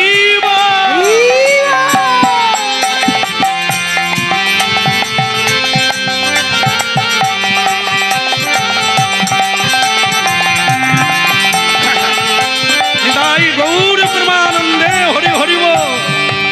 ওরে নামে অমন উঠল মেতে, ভক্ত গীত স্বামী। হরি নামে অমনে উঠল গীতে, ভক্ত গীত স্বামী। বলো শ্রী রাধা মাধব কি, गिरधारी लाल की। के এলি রে গোপাল এলি, কৃষ্ণ তুই এলি বাপ। আয় বাবা, হায় বাবা, কতদিন পরে এলি। একেবারে ছুটতে গিয়ে মা যশোদা শুকনো পাতার উপর দিয়ে গিয়ে নারদ ঠাকুরকে জড়িয়ে ধরল। মা আমি কৃষ্ণ নয়, দেখুন আমি কৃষ্ণ নয়। হ্যাঁ, চালাকিটা এখনো তাহলে ছাড়িস নি। ননি চুরি করে এরকম তুই অনেকবারই বলেছিস। আমি যখন বাঁধতে গেলাম তুই বলেছিস আমি নয়। আজও তোর সেই চালাকিটা থেকে গেছে কৃষ্ণ। এত বড় হয়েছিস তবু তুই সেই চাতুরি ছাড়লি না। কিন্তু মা যশোদা, আমি যে দেবর্ষি নারদ। ও তুমি দেবর্ষি নারদ? এই দেখো, আসলে কেঁদে কেঁদে আমার চোখ দুটো তো অন্ধ বাবা, আমি চিনতে পারি।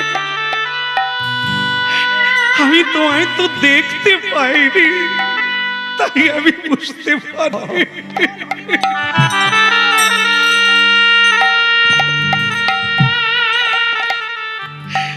ক্ষমা করে দাও বাবা, ক্ষমা করে দাও।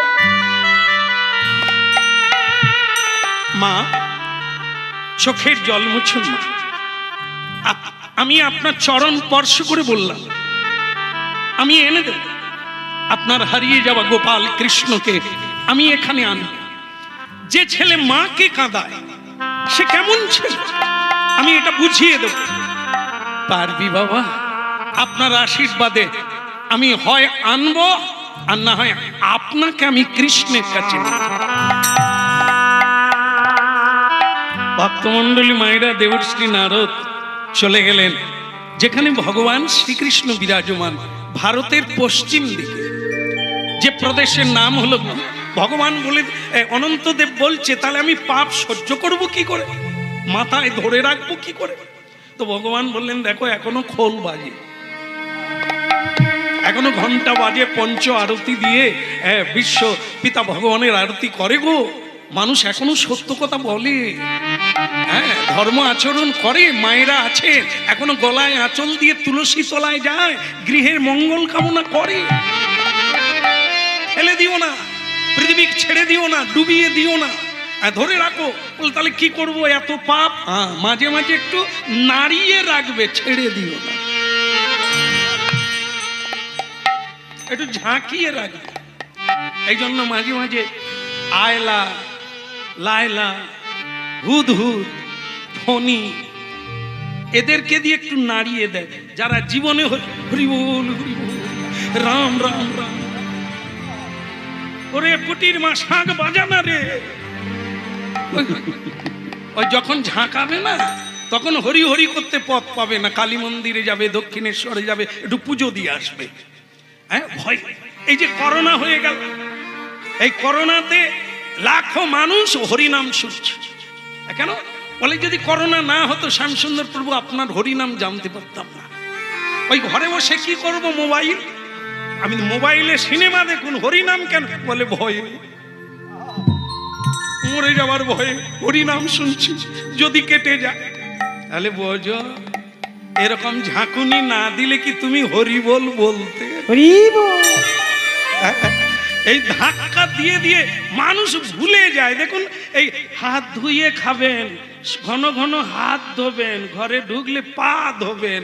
মানুষ তো নাচ্ছাড় হয়ে গেছে, চন্ডাল হয়ে গেছে, পাও ধোয়ে না, হাতও ধোয়ে না, কাপড়ও ধোয়ে না, জুতো পরে ঘরে ঢুকে যায়, জুতো পরে বিছানায় খায়। নিয়া ওই মানুষ যখন বলছে হাত ধুন বারবার, করোনার কটা দিন কত সাবান বিক্রি হয়ে গেল। তারপরে যেই চলে গেছে দেখুন আবার ভূত, আবার সেই নোংরামি চালু হয়ে গেছে। এই জন্য ভগবান বলছেন মাঝে মাঝে নাড়িয়ে রাখো। হ্যাঁ, থাকবে কিছু না কিছু থাকবে, পাপ কমে যাবে। কেমন? পাপের ভার কমে যাবে। বলো রাধা রমন কি। খারাপ লাগছে, বড্ড খারাপ লাগছে এইটা, যে পাখি দুটো আমাকে দেখে চোখ বন্ধ করে দিয়েছে। বৃন্দাবনের মধ্যে কপত আর কপতি একটা ডালে, তমাল ডালে দুজনে বসে আছে চোখ বন্ধ করে। অভিশাপ দেব। দেবশ্রী নারদ বললেন, আমি বৃন্দাবন পরিদর্শনে এসেছি, আমি তোমাদের অভিশাপ দেব। সাধুকে অবমাননা করলে পৃথিবী ক্ষয় হয়। পাখি দুটো কেঁদে কেঁদে বলল, অভিশাপ দেন। কি হলো? অভিশাপ দেন। আমরা মরতে চাই আর বাঁচতে চাই না।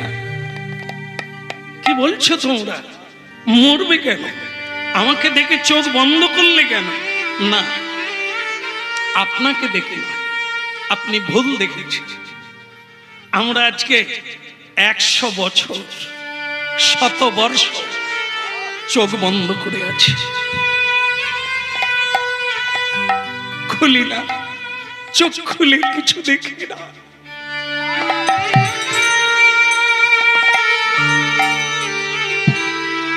এর সর্বনাশ, আমি তো তাহলে ভুল বুঝলাম। তাতে কেন 100 বছর চোখ বন্ধ করে রেখেছো কেন? কি দেখবো? কৃষ্ণ চলে গেছে, মথুরা ছেড়ে, বৃন্দাবন ছেড়ে দ্বারকায় চলে গেছে। কৃষ্ণ বিনি বৃন্দাবন শূন্য, খাওয়া নাওয়া শোয়া সব বন্ধ হয়ে গেছে। আর আপনি তো জানেন যে নয়ন দিয়ে রাধা কৃষ্ণ প্রাণ মোর যুগল কিশোর, সেই যুগল বিগ্রহকে দর্শন করা হয় না, সে নয়ন রাখা না রাখা, থাকা না থাকা দোষ।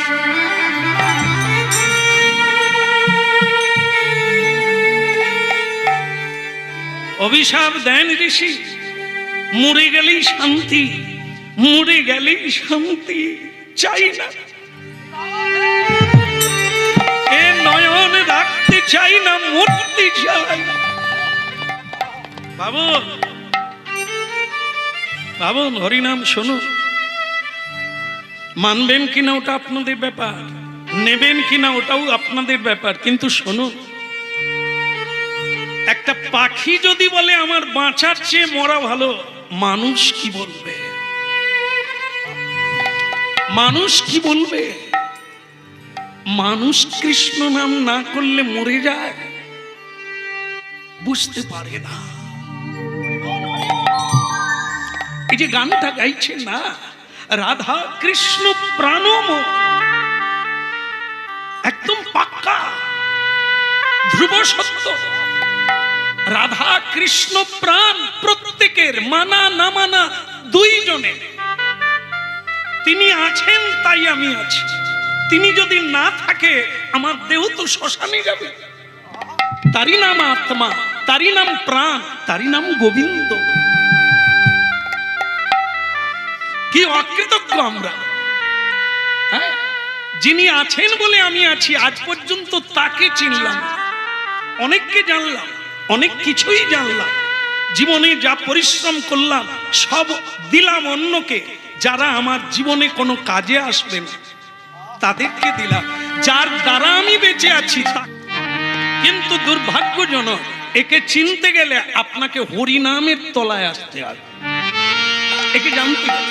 সে মা হোক, সে বাবা হোক, নারী হোক, পুরুষ হোক, এটাই তো জানি না আমরা। অনেক জানি, নিজেকে চালাক মনে করি, এই চালাকটা জানি না যে আমি কার সঙ্গে আছি, কাকে আপনার বলছি, শেষ দিন পর্যন্ত আমার জীবনে কি উপকার আসছে। এর জন্যই হরিনাম। এই হরিনাম আপনার চোখ খুলে দেবে, বুঝতে পারবে কি উচিত তা করবে। তাই ভক্তমণ্ডলী মায়েরা, আজকে কি হলো, এই 16,108 জন আমাদের প্রণম্য দেবী, তাদেরকে বললেন বাড়িতে বৈষ্ণব গুরু সাধু সন্ত মহান্ত এনারা এলে ভগবানের মতো পুজো করতে হয়। তাই উলুধ্বনি শঙ্খধ্বনি করেন যত নারী রে, উলুধ্বনি শঙ্খধ্বনি করে যত নারী রে, উলুধ্বনি শঙ্খধ্বনি করে যত নারী রে, উলুধ্বনি শঙ্খধ্বনি করে যত নারী রে। কেবল হরি হরি ধ্বনি করে ভক্ত মণ্ডলী, হরি হরি ধ্বনি করে ভক্ত মণ্ডলী, কেবল হরি হরি ধ্বনি করে ভক্ত মণ্ডলী। ওই না হরি হরি ধ্বনি করে ভক্ত মণ্ডলী। এখন উলুধ্বনি শঙ্খধ্বনি করে যত নারী, ওই উলুধ্বনি শঙ্খধ্বনি করে যত নারী, কেবল হরি হরি ধ্বনি করে ভক্ত মণ্ডলী। ওই হরি হরি ধ্বনি করে ভক্ত মণ্ডলী, হরি হরি ধ্বনি করে ভক্ত মণ্ডলী, হরি হরি ধ্বনি করে ভক্ত মণ্ডলী। বলো ভগবান দেবর্ষি নারদ কি। জয় হোক। আসুন আসুন আসুন, আজ আমার পরম সৌভাগ্য, ভগবান গলায় কাপড় দিয়ে দেবর্ষি নারদকে শ্রদ্ধা জানিয়ে বলছেন, আসুন আসুন, আজ আমার পরম সৌভাগ্য কি আপনার মতো পূজ্য বৈষ্ণব চূড়ামণি আজ আমার ঘরে এসেছে, আসুন বসতে আজ্ঞা হোক। দেবর্ষি নারদ বললেন, প্রভু তোমাকে পাওয়ার জন্য দেব গন্ধর্ব ঋষিমুনি তপস্যা করে, আর তুমি দেখছি আমার পায়ে পড়ে প্রণাম করছো কেন? ভগবান বলে, দেবর্ষি নারদ, এই যে বাবা হওয়া যে কি জ্বালা সে তুমি বুঝবে না। কর্তা হতে গেলে, গিন্নি হতে গেলে অনেক কিছু করতে হয়। সেটা কি? যেমন আপনারা জানেন যে রাজার দোষে রাজ্য নষ্ট, প্রজা কষ্ট পায়। আর বলবো না, ছেড়ে দেব, গিন্নির দোষে গৃহ নষ্ট, লক্ষ্মী ছেড়ে যায়। আপনি যেরকম হবেন আপনার সংসারটা সেরকম ভাবে চলতে থাকবে। কি হবে? আপনি আচরি ধর্ম জগতে শিখায়। আপনি যেরকম চাইবেন আপনাকে সেরকম করতে হবে, না হলে কেউ আপনাকে শ্রদ্ধা করবে না। আপনি কাউকে প্রণাম করবেন না, আপনাকে কে প্রণাম করবে? তো শেষ হয়ে গেল, একবারে শেষের দিকে এসে গেছি। তো আপনারা শুনে কি হলো তারপরে, যেটা আপনি আচরি ধর্ম জগতে শিখায়। হরিনাম বাসরে এসে আস্তে আস্তে আস্তে প্রণাম কর না, হতভাগা, জ্ঞান আর হলো না, প্রণাম কর।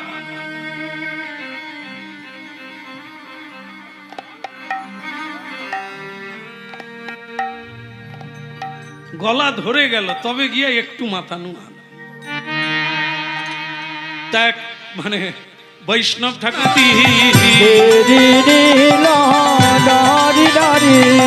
নারায়ণ নারায়ণ কোটি কোটি নারায়ণ নারায়ণ হরি হরি নারায়ণ নারায়ণ হরি হরি।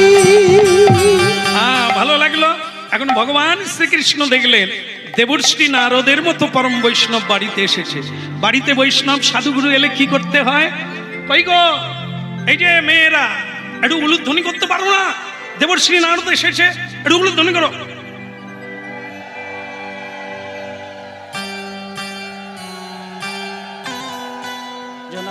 যাক, আপনারা ভালো লেগেছে, খারাপ হয়নি।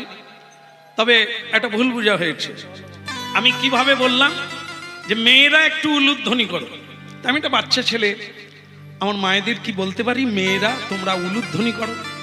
আমি এখানে বিদেশে এসেছি, তা আমি আপনাদের যখন বলবো তখন আমি সম্মান দিয়ে বলবো মায়েরা একটু উলুধ্বনি করুন।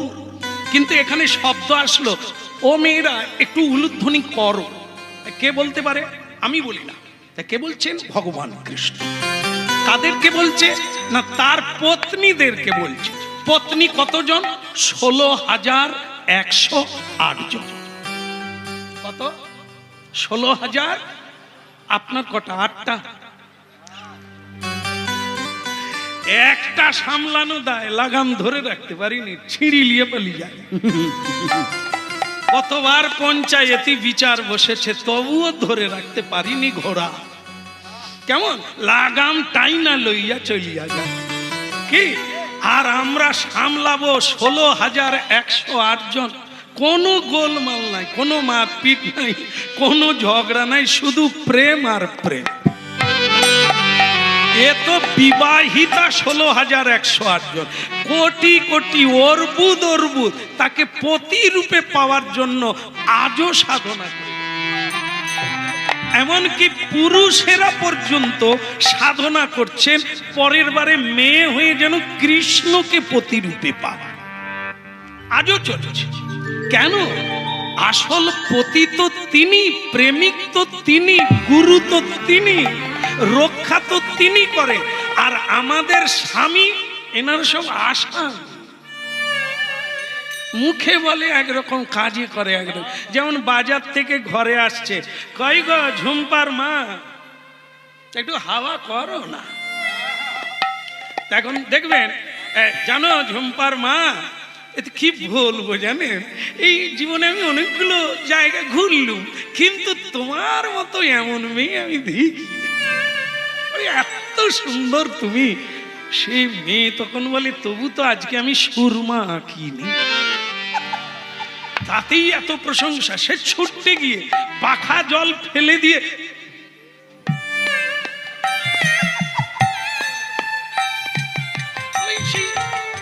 দেখেন মানুষ কিরকম, মানে মানে রূপের পূজারী, দেখুন প্রশংসার পূজারী। সে যদি তেড়া বাঁকাও হয়, তাকে যদি একটু প্রশংসা করো, সে আর আয়না ছাড়বে না। এমন আমরা, আমাদের ভেতরে এটাই প্রশংসার পূজারী আমরা। কেউ প্রশংসা করলে আমি একবারে গলে জল হয়ে যায়, আর নিন্দা করলে।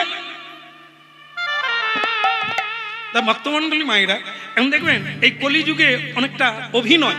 কিরকম অভিনয় দেখেন, এই যে বলছে ঝুম্পার মা, আমি অনেক দেখলাম, তোমার মতো মেয়ে দেখি না। এটা বললো, মেয়েটা খুশি হলো, কিন্তু ভেতরে ভেতরে ভাবছে বাজারে পদ্মার মার মতো হবে। এ কবে মরবে, পদ্মার মাকে ঘরে আনবো, সেটাই। ওটা কিন্তু বলেন, ওটা ভেতরের কথা। তার মানে দুমুখ সাপ, এ হচ্ছে অভিনেতা, এরকম করে আর অন্যকে ভালোবাসে।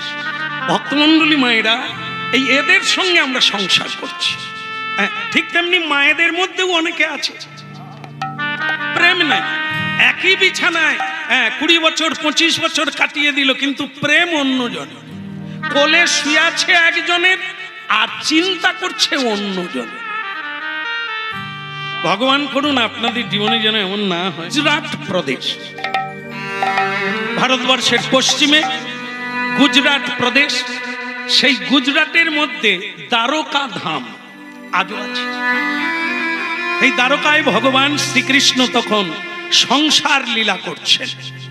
আর এখান থেকে, বৃন্দাবন থেকে নারদ ঋষি তার মানে কি বলবো, এই বাহনে চড়ে, ঢেঁকি বাহন, তাতে চড়ে তিনি এই দ্বারকায় উপনীত হলেন। নারায়ণ নারায়ণ হরি হরি, শ্রীমন্নারায়ণ নারায়ণ হরি হরি, শ্রীমন্নারায়ণ নারায়ণ হরি হরি, শ্রীমন্নারায়ণ নারায়ণ হরি হরি, হরি হরি লীলা বুঝিতে নারি, হরি হরি লীলা বুঝিতে নারে, হরি হরি লীলা বুঝিতে নারি, হরি হরি লীলা বুঝিতে নারে, নারায়ণ নারায়ণ হরি হরি, নারায়ণ নারায়ণ হরি হরি, তেরি লীলা নারি নারি, তেরি লীলা নারি নারি, তেরি লীলা নারি নারি, তেরি লীলা নারি নারি।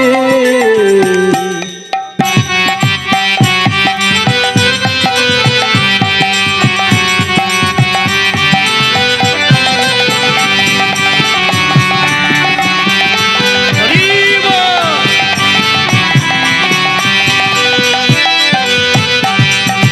নারায়ণ নারায়ণ হরি হরি, নারায়ণ নারায়ণ হরি হরি, তেরি লীলা নারি নারি, তেরি লীলা নারি নারি, নারায়ণ নারায়ণ হরি হরি, নারায়ণ নারায়ণ হরি হরি, নারায়ণ নারায়ণ হরি হরি। দ্বারকা ধাম কি না, আর একটু জোর হতে হবে। 7টা দরজা। এ তো আমরা যেরকম হরিধ্বনি করেছি, জয় দিয়েছি, 2টো দরজা খুলতে পারে, কিন্তু ভেতরে ঢুকতে গেলে আর একটু জোরে দিতে হবে। বলো দ্বারকা ধাম কি।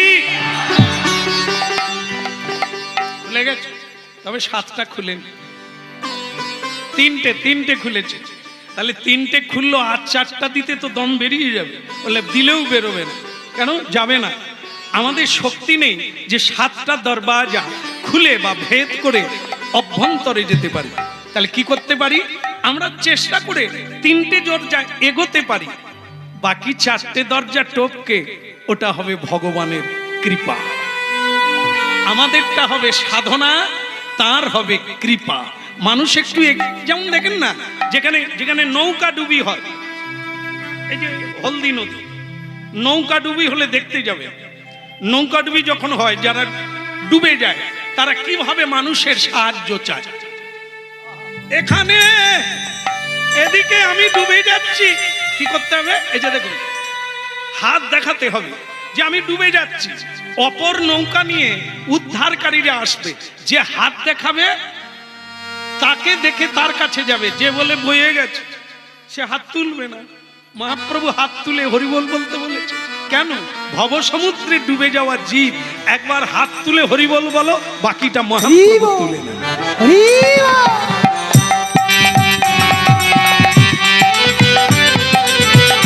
বলো নারায়ণ নারায়ণ হরি হরি, নারায়ণ নারায়ণ হরি হরি। তেরি লীলা না। বলছেন বাবা ও কে? বলে আমার ছেলে কুলাঙ্গা। এত লোকের সামনে আমার প্যাস্টিজ বাম্পার হয়ে গেল। তখন থেকে বলছি প্রণাম কর। তো সেই বৈষ্ণব তখন বলে বাবা তুমি প্রণাম করেছিলে?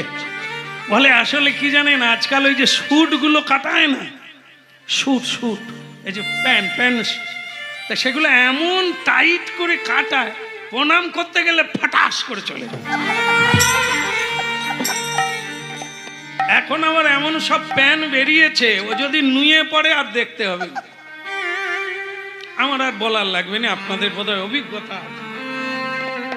হ্যাঁ, তা যাই হোক, আগে সেই উত্তম কুমার দাকেও দেখি সে এই পর্যন্ত প্যান তুলা থাকতো, এখন তো এত দূরে নেমে গেছে। তা যাই হোক, সে প্যান আমি বাড়াইতে পারবো না, ওসব বলে লাভ নেই। বলো রাধা মাধব কি?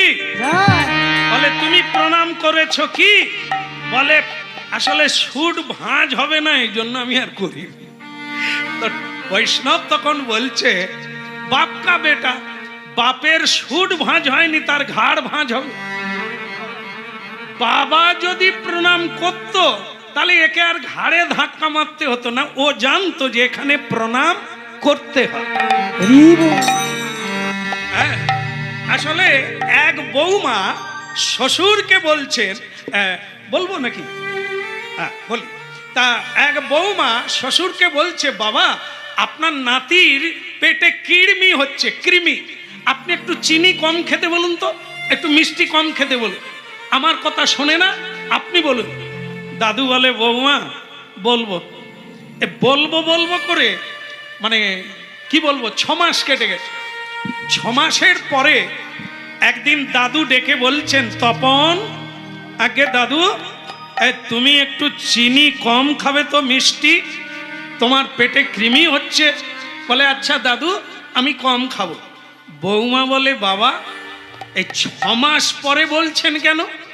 আপনাকে তো আমি 6 মাস আগে বলেছি যে একটু দাদু ভাইকে বলুন মিষ্টি কম খেতে, আপনি 6 মাস পরে বললেন কেন? তখন শ্বশুর বলছে বৌমা আসলে ওকে কি করে বলবো, আমি তো নিজেই চিনি বেশি খাই। আমি বলতে গেলে ও তো ফটাং করে বলবে দাদু তুমি যে খাও। তাহলে 6 মাস পরে বললেন কেন? বলে আমি একটু একটু করে চিনি কমাতে শুরু করলাম, এখন 1 চামচে এসে ঠেকে গেছে। এখন আমি ওকে বলতে পারবো দাদু ভাই তুমি চিনি কম খাও। এই হচ্ছে শিক্ষা, যেটা আমি করি না। আমি লোককে সম্মান করি না, আমি লোকের কাছে সম্মান চাইবো, এটা ভুল হবে। তুমি সম্মান দিলে সম্মান পাবে। এই জন্য নিজে প্রণাম করো, আগামী দিনের সন্তান সন্ততিকে বলার লাগবে।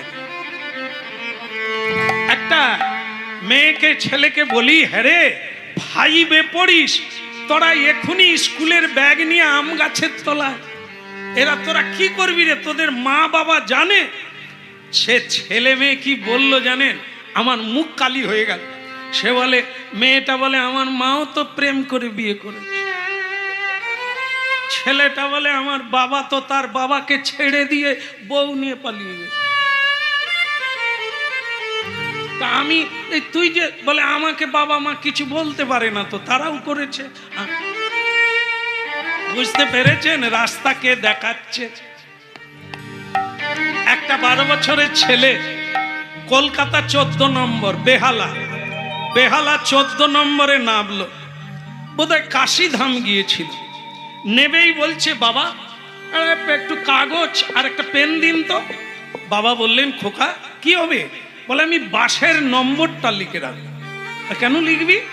বলে এই যে আমার ঠাকুমাকে আর দাদুকে বৃদ্ধাবাসে রেখে এসেছো, আমি তো সেখান থেকেই এলাম, আমি ঠিকানাটা লিখে রাখবো।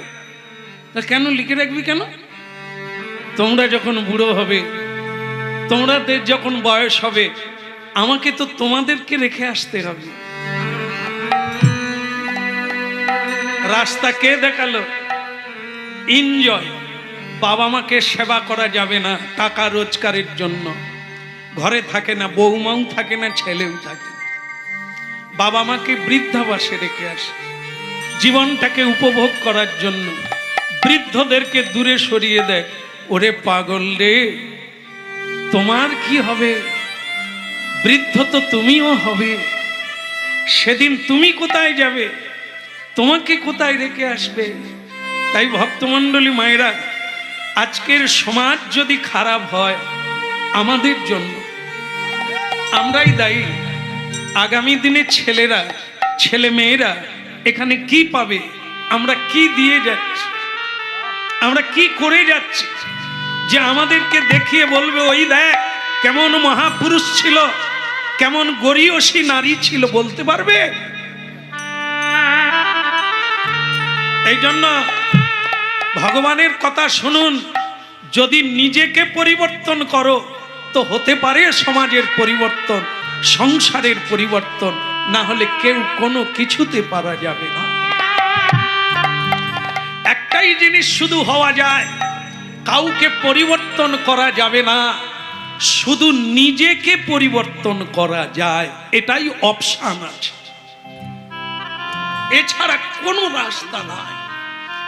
কারণ তুমি এই জন্য বিবেকানন্দজি বলেছেন, মাইক্রোফোনে বলবেন না যে অপরিষ্কার ময়লা দূর করুন, হ্যাঁ সবাই স্বচ্ছ সমাজ বের করুন, না ওটা না, নিজের বাড়ির সামনেটা পরিষ্কার রাখুন, তাহলে মশা মাছি দুর্গন্ধ আসবে না। এ সভা ডেকে বলার লাগবে না, মাইক্রোফোনে বলার লাগবে না, নিজের বাড়ির সামনেটা পরিষ্কার রাখুন, নিজের আচরণটা ঠিক করুন, অন্য লোকে আপনাকে দেখে শিখবে। মহাত্মা গান্ধীর একটা কথা শুনে নেন। মহাত্মা গান্ধীর এক ভক্ত, তার বাড়িতে সে থাকে দোতলায়, হ্যাঁ, আর 3 তলায় অন্য ভাড়াটিয়া থাকে। তা যখনই নাবে 3 তলার লোক, তখনই পান খেয়ে পিচটা এই দোতলার মানে কি বলবো দরজায় দিয়ে যায়।